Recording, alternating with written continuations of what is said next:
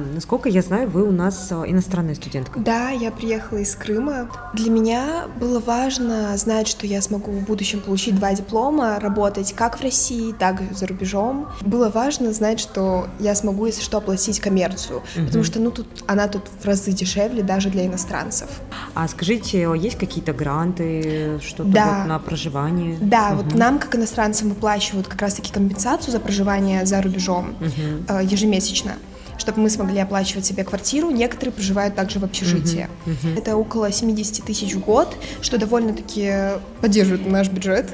Кооперируемся с некоторыми девочками, снимаем квартиру. Сейчас у нас есть некоторые возможности податься на повышенную стипендию. Это для отличников, для тех, кто занимается наукой. И также своим друзьям, мальчикам я говорю, что высшее образование помогает получить отсрочку от НАР. Всем советую поступать в КРСУ.